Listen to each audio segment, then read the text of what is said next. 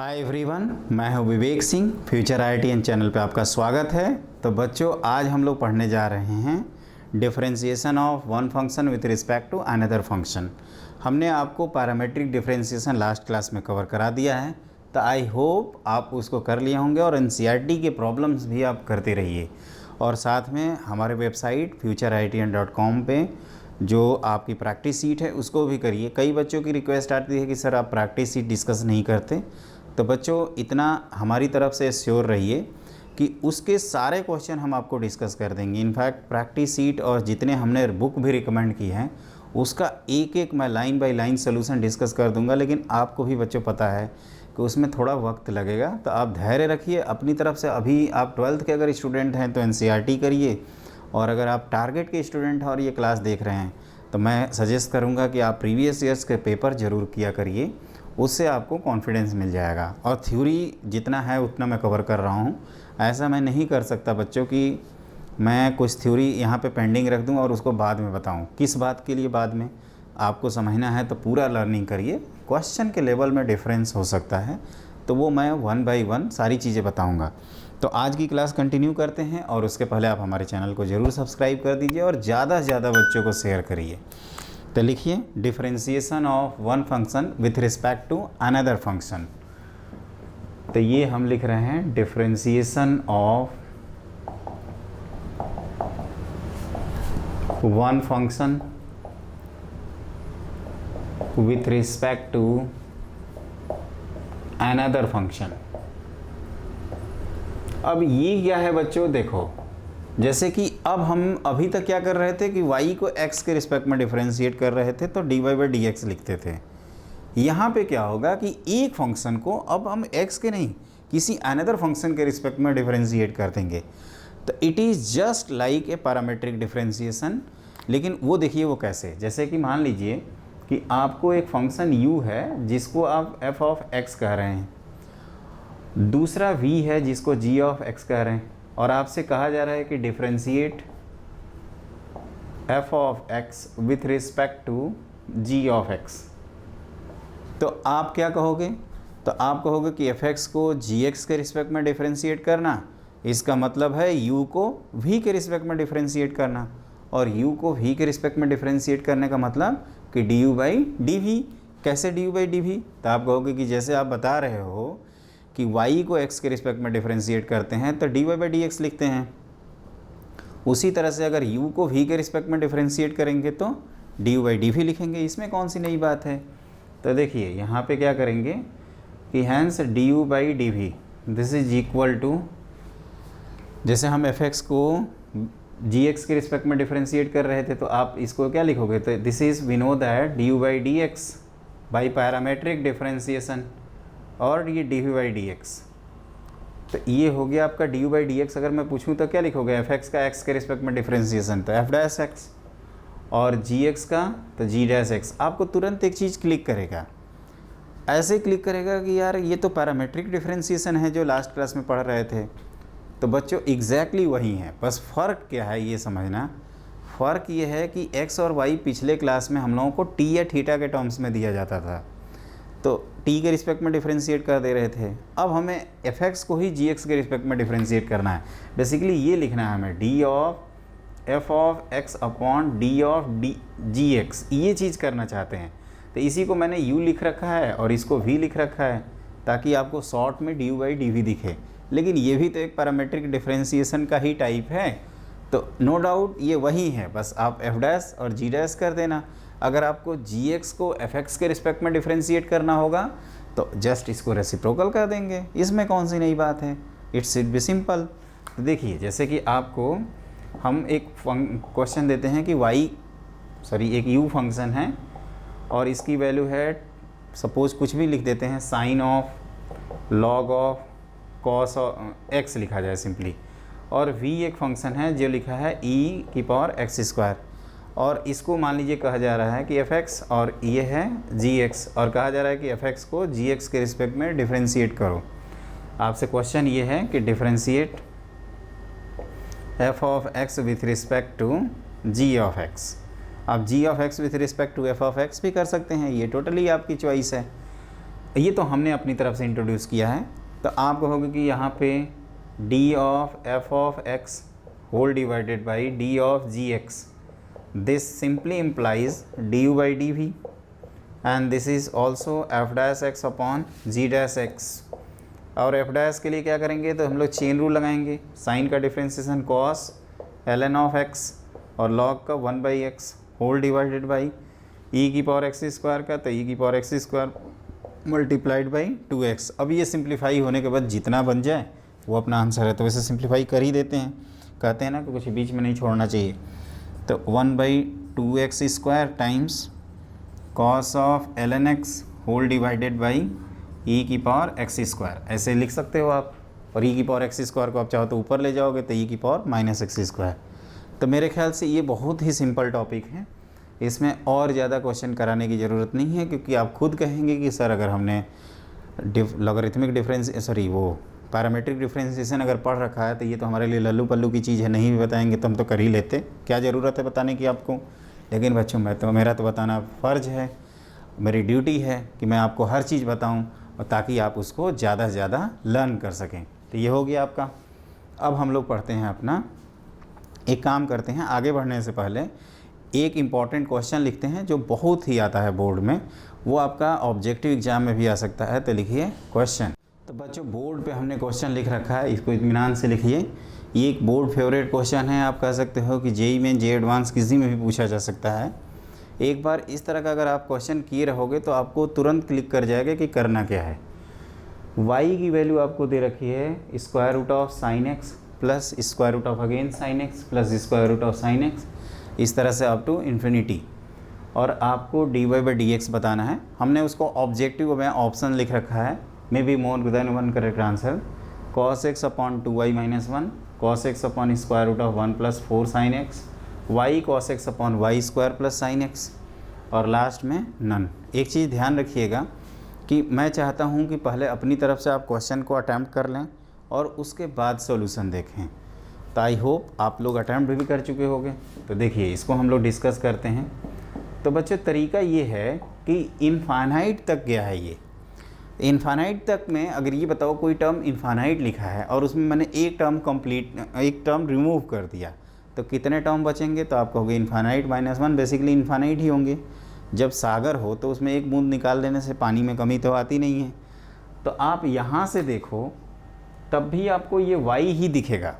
जैसे हम यहाँ पे बैठे हैं और ये पूरी सीरीज़ देख रहे हैं, तो आप कहोगे यहाँ से भी तो इनफाइनाइट तक दिखेगा, तभी तो हो पाएगा ये। जैसे आप एक बार फिर से देखिए हमारे साथ, यहाँ से अगर आपको y दिख रहा है तो यहाँ से भी तो वही दिखेगा। एक रूट अगर आप कम कर देते हैं तो क्या फ़र्क पड़ता है, कोई 100 तो है नहीं कि आंसर आ जाएगा 99। यहाँ पे तो इनफाइनाइट है। तो बेसिकली क्या है यहाँ पे कि y को आप लिख सकते हो साइन एक्स प्लस वाई। और एक चीज़ ध्यान रखना, अगर साइन एक्स ग्रेटर देन 0 है तो y भी ग्रेटर देन 0 आएगा।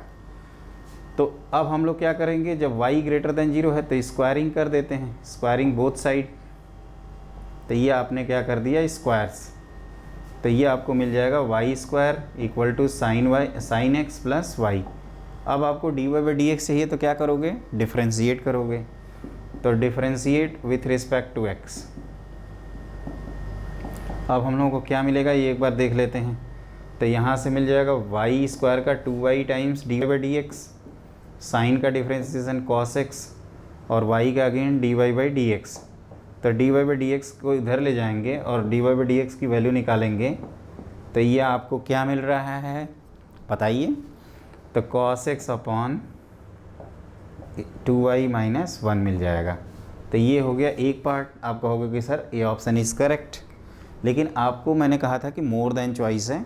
इनफैक्ट बच्चों एक मेरा सजेशन ये है कि आप जब भी घर पे क्वेश्चन सॉल्व करते हैं तो उसको आप मोर देन की तरह ही ट्रीट करें, उससे हमारी लर्निंग स्ट्रांग हो जाती है। अब बी ऑप्शन के बारे में देख रहे हैं, तो अभी इसको कॉस के फॉर्म में लिखा गया है। अब वो देखते हैं क्या है। तो y को इसका मतलब हमें x के टर्म्स में लिखना होगा। तो वाई स्क्वायर माइनस वाई, यहाँ से अगर मान लीजिए ये इक्वेशन की बात करें तो माइनस साइन एक्स की वैल्यू कितनी है 0 फ्रॉम 1 आप कह सकते हो। और क्वाड्रेटिक फार्मूले से आप y की वैल्यू निकालोगे तो क्या आएगा 1 plus square root of 1 plus 4 sine x whole divided by 2।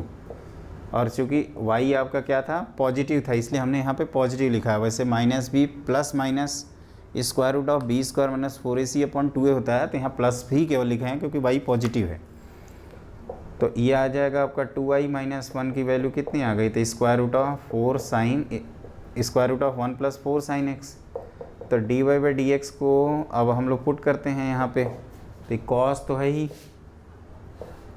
Whole divided by square root of 1 plus 4 sine x. और एक चीज़ और देखिए, जैसे dy/dx ये जो लिखा है इसको मैं यहाँ लिख देता हूँ कि इसी में अगर y से ऊपर नीचे मल्टीप्लाई कर दें। अब सवाल ये उठता है कि सर y से क्यों, मुझे सपना आएगा क्या y से मल्टीप्लाई करने का? सपना नहीं आएगा बच्चों। देखो ये cos x था ही, और y cos x का मतलब क्या है कि y से मल्टीप्लाई करो, तो y cos x whole divided by क्या लिखोगे, तो 2y स्क्वायर माइनस y लिखेंगे। और इस 2y स्क्वायर माइनस y को मैं सही से लिख देता हूँ, तो this is y square minus y, और फिर क्या करेंगे अगेन y स्क्वायर। तो ये y स्क्वायर माइनस y को आप अगेन क्या लिख सकते हैं, देखिए तो sin x लिख सकते हैं। तो this is y cos x whole divided by y square plus sin x। तो इससे अपना ये C ऑप्शन कंफर्म हुआ, this is B and this is A। तो ये तीनों कंफर्म हो जाएंगे 1 बाई 1। लेकिन बच्चों आपको इत्मीनान से करना होगा, तभी तो हो पाएगा ना। अगर आप जल्दीबाजी करेंगे, और एक चीज़ ध्यान रखिए, आप भी किया करिए साथ में, वीडियो रोक दीजिए, आराम से करिए, इत्मीनान से करिए। मैं चाहता हूँ कि अगर आप अच्छे से कर लोगे ना, तो फिर उससे बड़ी बात कुछ नहीं है। वो आपको आना चाहिए हर चीज़। लोग तो बकबक करेंगे ही अपना, ये देखना चाहिए कि हमें कितना आता है बकबक, कितना समझ में आता है, ये खाली तो नहीं जा रहा है इसी से करके। तो वो आप इम्पॉर्टेंट है ध्यान रखना।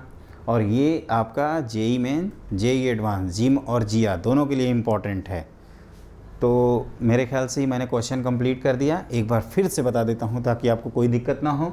मैंने कहा था कि इनफाइनाइट जब टर्म्स हैं तो आप यहाँ से देखो रखेगा दोनों y, तो y equal to square root of sine x, और ये भी y है तो y रख दिया। इस तरह का आप लोग जैसे फिजिक्स में पढ़ते हो, रेजिस्टेंस को सिंप्लीफाई करना और कैपेसिटेंस को सिंप्लीफाई करना, तो इनफाइनाइट लैडर सीरीज होती है, वहाँ पे ये लॉजिक यूज करते हैं। तो ये उसी से मिलता जुलता है। अगर आपने नहीं पढ़ा होगा तो आप परेशान मत हो, वो थोड़े दिन में ही पढ़ लेंगे। y स्क्वायर किया, डिफ्रेंशिएट किया, एक आंसर कंफर्म किया, बाकी आंसर तो मैंने कहा कि y को सॉल्व भी कर लिया, और फिर आंसर आ गया आपका A, B और C। तो इसका तीनों आंसर है, A है, B है और C, तीनों हैं। तो ये ध्यान रखिएगा। और लास्ट ऑप्शन ऑब्वियसली 3 टिक कर दिए, तो ये थोड़ी टिक करेंगे, तीनों अगर गलत होते तो लास्ट ऑप्शन टिक करते। तो इस तरह से हम लोगों ने क्वेश्चन कर लिया। अब हम लोग पढ़ने जा रहे हैं हायर ऑर्डर डेरिवेटिव। तो आप हेडिंग लिखो हायर ऑर्डर डेरिवेटिव। तो आप हेडिंग लिखिए हायर ऑर्डर डेरिवेटिव। और बच्चों इसमें क्या होता है कि जैसे हम dy/dx निकालते हैं, जिसको f' कह रहे थे या d ऑफ y कह रहे थे या y1 कह रहे थे, इसको हम लोग कहते हैं फर्स्ट ऑर्डर डेरिवेटिव। जब हम उसी y को dy/dx को एक बार और डिफ्रेंशिएट कर देंगे तो उसी को कहा जाएगा सेकेंड ऑर्डर डेरिवेटिव, जिसको लिखते हैं d2y/dx2। मैं एक एक करके बताऊंगा, परेशान मत होइए।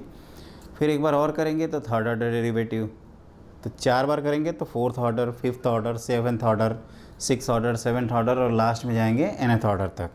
तो हायर ऑर्डर डेरिवेटिव में स्पेशली हम लोगों के एग्ज़ाम के पॉइंट ऑफ व्यू से जो इम्पोर्टेंट है वो सेकंड ऑर्डर डेरिवेटिव है। सेकंड ऑर्डर डेरिवेटिव बच्चों जब हम एप्लीकेशन ऑफ डेरिवेटिव में ग्राफ बनाएंगे ना, तो उसमें बहुत ज़्यादा ज़रूरत होती है, और ये पॉइंट ऑफ इन्फ्लेक्शन बताते हैं, कभी कभी मैक्सिमम मिनिमम भी बताते हैं, तो वहाँ पे ये चीज़ें इंपॉर्टेंट हो जाती हैं। तो एक एक करके, जैसे हमने जो एग्जाम्पल लिखा है, अगर हम इसको लिखें कि dy differentiate with respect to x, तो आपको क्या मिलेगा dy/dx, और यहाँ पे क्या लिखोगे तो f'(x), और यहाँ तो 3x स्क्वायर प्लस साइन का डिफ्रेंशिएशन cos x, और e की पावर x का e की पावर x। इसको कहा जाता है first order derivative. First order derivative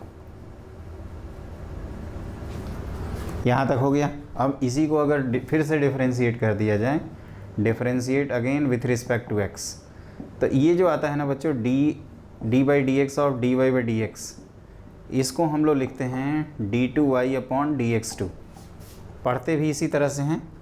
इसको d2y/dx² नहीं पढ़ा जाता है। एक चीज़ ध्यान रखिएगा, कई स्टूडेंट की आदत होती है 11th क्लास में स्पेशली इसको d2y/dx² पढ़ते हैं।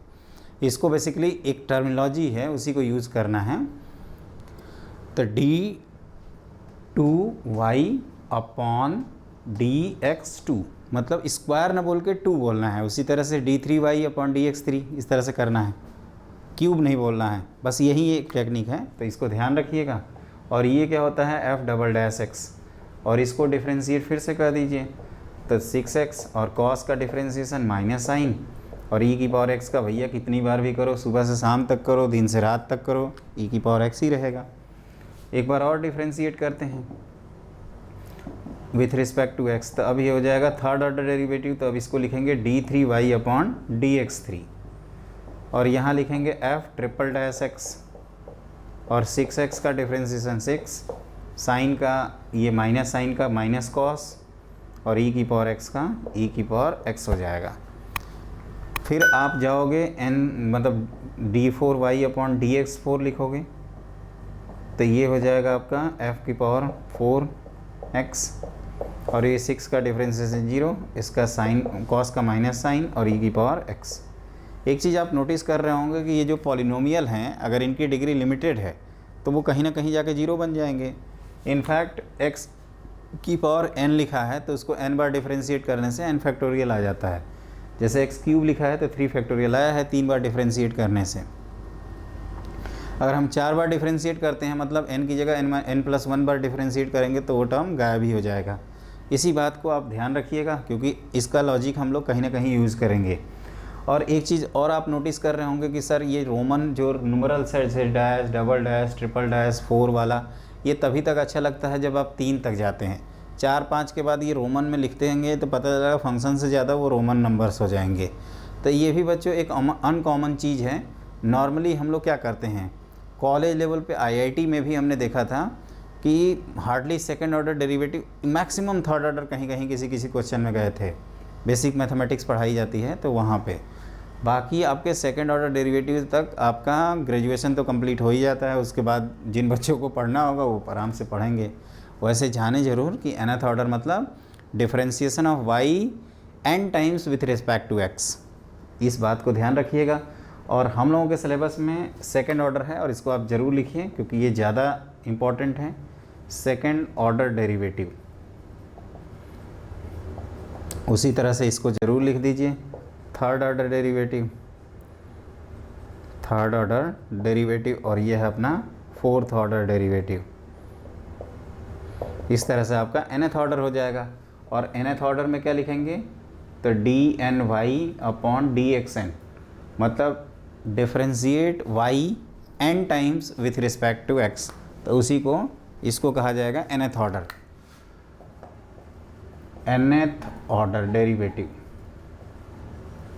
तो एक चीज़ आप ध्यान रखिएगा, एक चीज़ जैसे मैंने ये भी बताया था आपको, याद होगा कि इसको हम लोग y' भी बोलते थे, y1 भी बोलते थे, और d(y) भी बोलते थे। उसी तरह से इसको d2y भी बोल देंगे, y" भी बोल सकते हैं, या y2 भी बोल सकते हैं। Similarly y3, y4, y5। तो ये आपका है लॉजिक। हम लोगों के सिलेबस में बच्चों जो करना है, इस पे बेस्ड क्वेश्चन करना है, और ये बोर्ड का जो पेपर होता है ना, उसके लिए बहुत ही ज़्यादा इम्पॉर्टेंट है। इनफैक्ट इसमें बहुत कुछ सीखेंगे। तो ये जो क्लास चल रही है इसमें भी हम कवर करेंगे, और नेक्स्ट क्लास में भी आपका सेकंड ऑर्डर डेरिवेटिव पे क्वेश्चंस कराएंगे, और उसके बाद ही आगे बढ़ेंगे। तो इस बात को ध्यान रखिएगा। हमने अपनी तरफ से कंसेप्ट क्लियर कर दिया। और एक चीज़ सबसे इम्पॉर्टेंट, स्टूडेंट को एक चीज़ ध्यान रखना है, जैसे फंक्शन दिया है और सेकंड पे जाना है तो बीच में फर्स्ट आएगा। ऐसा कोई मेथड नहीं है कि हम सीधे सीधे सेकंड ऑर्डर डेरिवेटिव निकाल लें। जैसे कई बच्चे ये पूछते हैं डाउट कि सर क्या कोई आपके पास ऐसा तरीका है जिससे आप डायरेक्टली सेकंड ऑर्डर डेरिवेटिव निकाल लें। तो देखो बच्चों, डेरिवेशन करना एक अलग चीज़ है। जैसे हमें किसी चीज़ का रिजल्ट याद है तो डायरेक्टली उसमें वैल्यू प्लग कर देंगे, लेकिन ये याद रखिएगा कि सेकंड ऑर्डर जब गए हो तो बीच में फर्स्ट ऑर्डर आया है। बिना पैरासूट लैंडिंग नहीं होगी कि सीधे y से y" पे चले गए। अरे भाई, पहले y तो निकालेंगे, y के बाद y' आएगा, y' के बाद y" आएगा, उसी तरह से थर्ड ऑर्डर डेरिवेटिव हम डायरेक्टली नहीं निकालेंगे, थर्ड ऑर्डर के लिए पहले फर्स्ट, फिर सेकंड, फिर थर्ड। तो ये सीक्वेंस में है। Sequence is very very important, क्योंकि स्टूडेंट लोग डाउट पूछता है ऑफलाइन क्लासेज में। अभी तो आप हम रिकॉर्डेड क्लास ले रहे हैं तो आप डाउट नहीं पूछ सकते, लेकिन आपके मन में ये आएगा कि क्या ऐसा कोई मेथड है क्या कि जिससे हम सीधे सीधे सेकंड ऑर्डर डेरिवेटिव पे जंप मार जाएं, सीधे 100वां डेरिवेटिव निकालें, पहले 99 को इग्नोर कर दें। तो इसका आंसर है बच्चे नो। अगर हम कोई रिजल्ट भी बताएंगे तो वो डेराइव करते हुए ही वहाँ जाएंगे। इनफैक्ट हम ये नहीं कहते कि आपको e⁻x² दिया है तो आप 10वां डेरिवेटिव का फॉर्मूला बताओ, उसको हम लोग वहाँ तक जाएंगे लेकर, तब होगा। तो इस बात को ध्यान रखिएगा जो मैंने बताया। तो ऐसा नहीं करोगे ना, आपको सेकंड ऑर्डर आएगा तो क्या करोगे, फर्स्ट ऑर्डर निकालोगे, फिर सेकंड ऑर्डर आएगा। तो अब हम लोग करते हैं अपने कुछ क्वेश्चन। तो लिखा जाए क्वेश्चन। तो बच्चों मैंने क्वेश्चन नंबर 1 ऑलरेडी बोर्ड पे लिख रखा है, इसको पहले आप आराम से नोट कर लीजिए। और मैं चाहूँगा कि आप खुद से भी हर क्वेश्चन को किया करिए, वीडियो रोकिए, आराम से आप करिए, क्योंकि ऑटोमेटिक वीडियो तो चल नहीं रहा है। तो आप ये काम कर सकते हैं, जो हमारे व्यूवर्स हैं वो ज़रूर देखें इस तरह से और ख़ुद से करें। अगर आप खुद से कर लेते हो तो उससे अच्छी बात हमारे लिए कुछ नहीं हो सकती, क्योंकि हमारा काम है आपको सेलेक्ट करवाना, आपका सिलेक्शन आपको इम्प्रूव करना, आपकी नॉलेज इम्प्रूव करे, आप ज़्यादा से ज़्यादा स्कोर करें। तो देखो y की वैल्यू दी हुई है a sin x plus b cos x, और क्या करना है, सेकंड ऑर्डर डेरिवेटिव निकालना है। प्रूविंग छोड़ देते हैं, पहले भैया d2y दिख गया मतलब 2 बार डिफ्रेंशिएट करेंगे, फिर देखा जाएगा क्या होगा। तो y की वैल्यू दिया हुआ है a sin x plus b cos x। अब हम लोग क्या करते हैं, dy/dx निकालते हैं, क्योंकि मैंने आपको बताया था कि डायरेक्ट इसको निकालने का कोई फॉर्मूला नहीं है। तो साइन का डिफ्रेंसिएशन cos का माइनस साइन, तो ये हो जाएगा माइनस b, और a और b कुछ लिखा नहीं है तो इनको कांस्टेंट ही मानेंगे, a cos x minus b sin x। यहाँ तक हो गया, साइन का cos का माइनस साइन। एक बार और करते हैं डिफ्रेंशिएट, तो d2y/dx2, ये क्या हो जाएगा, माइनस साइन, और इधर साइन का cos। अब आप क्या करिए, सिंपली ये फर्स्ट इक्वेशन है, ये सेकंड है, और ये थर्ड है। फर्स्ट और थर्ड को ऐड कर दीजिए, क्योंकि यहाँ पे एडिशन किया जा रहा है। तो फ्रॉम 1 + 3 आपको क्या मिलेगा, एक बार चेक करिए। तो d2y/dx2 प्लस y, और राइट साइड में देखो तो ये आपस में कैंसिल कर देंगे एक दूसरे को, तो 0। तो बस इतना सा क्वेश्चन था कि आप y को 2 बार डिफ्रेंशिएट किए और सिंपली समेशन कर दिए, और आपका आंसर आ गया = 0। इनफैक्ट हम लोग जब डिफरेंशियल इक्वेशन पढ़ते हैं लास्ट सेक्शन कैलकुलस का, तो इसको सॉल्व करके ये लाते हैं a cos x plus b sin x। तो इस बात को आप याद रखिएगा। तो मेरी तरफ से ये क्वेश्चन ओके हो गया। सिंपली 2 बार डिफ्रेंशिएट करना है और चीज़ों को ऐड करना है। तो पक्का क्लियर हुआ ना, समझ में तो आ गया। झूठ मत बोलना, अगर नहीं आया तो कमेंट बॉक्स भर देना कि सर नहीं आया, पता ना क्या बता दिए आप, हमें तो नहीं आ रहा ना समझ में। तो वैसे मत करिएगा बच्चों, हम अपनी तरफ से पूरी कोशिश करते हैं कि आपको समझ में आए। तो अब हम लोग करते हैं अपना अगला क्वेश्चन। तो बच्चों मैंने अगला क्वेश्चन बोर्ड पे लिख रखा है। क्वेश्चन ये है कि y की value 3 × e⁻2x plus 2 times e⁻3x दी है। तो आपको प्रूफ करना है कि d2y/dx2 minus 5 times dy/dx plus 6 times y = 0। तो अगेन इस क्वेश्चन में हमें सेकंड डेरिवेटिव निकालना है और फर्स्ट डेरिवेटिव, तो वो करके वैल्यू पुट कर दिया जाएगा, अपने आप आ जाएगा। ये आपके एनसीईआरटी लेवल के क्वेश्चन हैं, तो आप इत्मीनान से करिए, अंडर एस्टिमेट मत करिएगा बच्चों, क्योंकि इन्हीं से रिलेटेड आपके आगे की क्लासेज हैं। तो कई बच्चे क्या होता है, एनसीईआरटी इग्नोर कर देते हैं, सीधे लैंडिंग करेंगे, और उनका जैसे बोर्ड में नंबर कम होगा परेशान होते हैं। मेरा सजेशन ये है कि आप हर चीज़ की तैयारी करिए। NCERT exemplar, JEE Main, JEE advance, ये 4 ही चीज़ें आपको देनी है। 5वां हमें लगता नहीं है कि कोई सोचता होगा। हाँ, कुछ बच्चे बीट सेट का पेपर देते हैं, अलग अलग पेपर देते हैं, सिलेबस तो सेम होता है ना, सबसे ज़्यादा इम्पॉर्टेंट। और पेपर 10 को दे दो, सिलेबस एक ही है, तो क्या हम 10 बार थोड़ा तैयारी करेंगे उसके लिए कि आज कर लिए इसकी तैयारी, कल दूसरे की तैयारी, परसों तीसरे की तैयारी। ऐसा नहीं होता, थोड़ा सा अप्रोच में डिफरेंस होता है। तो हम पहले इसको कवर करा रहे हैं क्योंकि ये 12th फाउंडेशन की क्लासेज हैं। तो देखिए, और 12th फाउंडेशन में NCERT exemplar, JEE Main, JEE advance, JEE Main, जी आके सारे क्वेश्चन निपटाएंगे, इनफैक्ट एडवांस टाइप के प्रॉब्लम। तो देखिए y की वैल्यू है 3 टाइम्स ई की पावर 2x, 2 टाइम्स ई की पावर 3x। क्या कहा हमने, 2 बार डिफ्रेंशिएट करो बिना सोचे समझे। तो dy बाई डी एक्स क्या होगा, तो ये हो जाएगा 6 ई की पावर 2x, अगेन 6 ई की पावर 3x, एक बार और करेंगे डिफ्रेंशिएट। तो d2i अपॉन dx2 कितना होगा, 12 ई की पावर 2x, चेन रूल लगा रहा हूँ बच्चों, 18 ई की पावर 3x। यहाँ तक तो हो गया। अब कहो कि सर उठा के पटक दो इन तीनों को। कहाँ पटको भाई, क्वेश्चन के LHS में कहाँ पटकना है, यहाँ नहीं, क्वेश्चन के LHS में। तो हैंस d2i अपॉन dx2 क्या क्या पूछ रहा है एक बार देखें, -5 times dy by D x plus 6 times y। तो रखा जाए तो ये हो गया 12 ई की पावर 2x प्लस 18 ई की पावर 3x। आगे क्या, 5 टाइम्स फर्स्ट डेरिवेटिव, तो 6 ई की पावर 2x, 6 दोनों 6 डबल 6, और उसका अगला 3 ई की पावर 2x प्लस 2 ई की पावर 3x। तो आप कहोगे कि सर 2 ही तो पार्टी है यहाँ पे, एक है ई की पावर 2x की और एक ई की पावर 3x की। तो यहाँ ई की पावर 2x का 12 कोफिशेंट है और यहाँ पे 6 बचे 30 है, और यहाँ कौन है भाई, यहाँ 3 ही है। मैंने लग रहा है हमने कहीं गड़बड़ कर दिया। अब देखते हैं ये गड़बड़ हुआ कहाँ। तो कहोगे सर एक जगह गड़बड़ हो गया है ना, ये जो 6 लिखे हो आप यहाँ पे सठिया गए हो, आप भी 6 लिखो तब आंसर आएगा, यही सोच रहे होगे ना। एग्ज़ाम तो मैं ही देने जा रहा हूँ ना, आप बैठ के बस देखना, सर से नहीं आ रहा है क्या करें, सर गलत कर रहे हैं, फटाफट करो। अरे मैंने 6 छोड़ दिया, तुम लोग थोड़े छोड़ोगे, अच्छे बच्चे हो ना, बिल्कुल। तो ये 36 18 प्लस ई की पावर 3x। अरे भाई ई की पावर 2x भी तो लिख दो, वो कौन लिखेगा, ई की पावर 2x लिखा, और यहाँ पे क्या हो गया, ई की पावर 3x का 18, और यहाँ कितना होगा बच्चों 30, 12 ई की पावर 3x। देखो 0 0 आ गए दोनों, तो फाइनल एक बिग 0।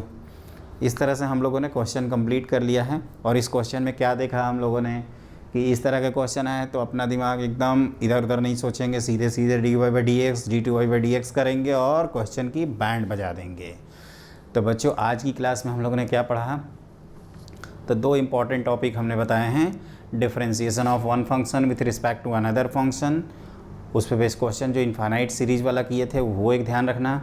बहुत सारी बुक्स में तो पूरी एक्सरसाइज दी रहती है उस पर, तो एक कर लोगे तो आइडिया लग जाएगा। और दूसरा कि हम लोगों ने हायर ऑर्डर डेरिवेटिव के बारे में पढ़ा और आज ही कम ही क्वेश्चन कर पाए, अगली क्लास पूरे हायर ऑर्डर डेरिवेटिव के क्वेश्चन हैं, तो उसको आप ज़रूर देखें और हमारे चैनल को सब्सक्राइब और शेयर ज़रूर करें और ज़्यादा से ज़्यादा बच्चों को इन्फॉर्म करें, जिससे बाकी बच्चे भी मैथमेटिक्स को एंजॉय कर सकें। तो आज की क्लास के लिए बस इतना ही। Have a great day.